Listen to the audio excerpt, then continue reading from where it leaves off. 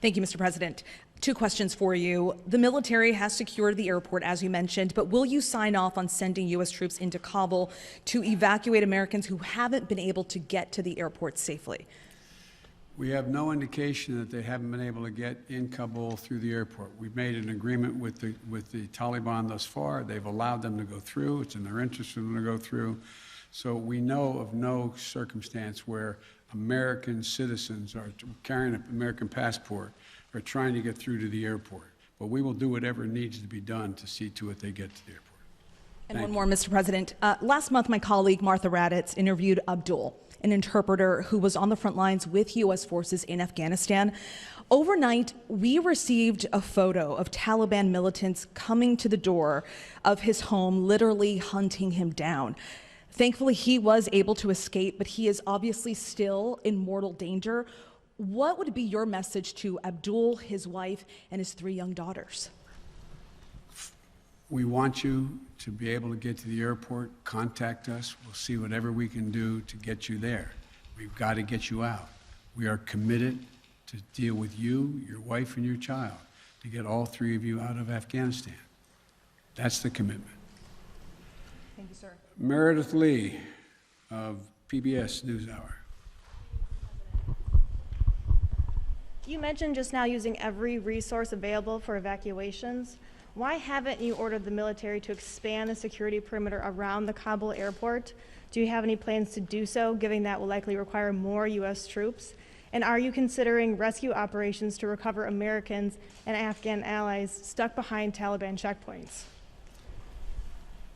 The answer is yes to the last question. We're considering every opportunity and every means by which we could get folks to the airport. That's number one. Number two, the reason why we have not gone out and started and set up a perimeter way outside the airport in Kabul is that it's likely to draw an awful lot of unintended consequences in terms of people who, in fact, are not part of the Taliban. We've been in constant contact with the Taliban leadership on the ground in Kabul, as well as the Taliban leadership at Daho.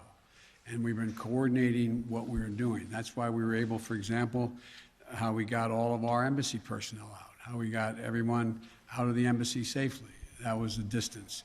That's how we helped get the French out and out of their embassy. So the question remains, there will be judgments made on the ground by the military commanders at the moment, and that I cannot second guess each of those judgments to be made. But the idea of, again, let me get back to the fundamental point I made at the outset.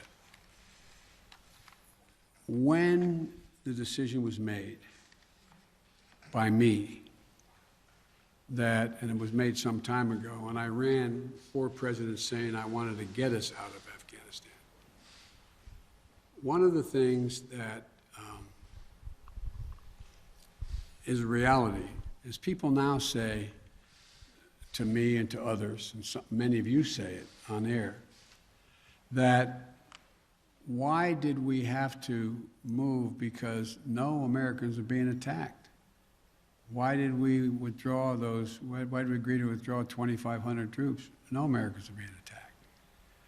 As I said before, the reason they weren't being attacked was part of an agreement that Trump had made a year earlier. We will leave by May 1st, he said, as long as there's no attack on Americans in that year period. Number one. Number two, the Taliban was taking large swaths of the countryside, north and south. None of the major areas, none of the major points of the capitals of each of these provinces. But they were all over the country.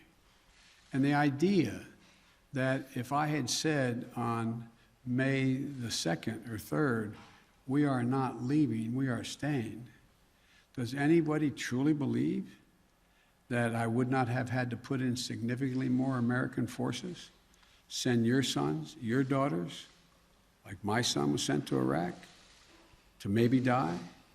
And for what? For what? So the only rational thing to do, in my view, was to set up and pre-position American forces for the purpose of evacuation, and the aircraft to pre-position those ahead of time so that we would be able to begin the process of evacuation of American citizens, SIVs, and others who helped us. The last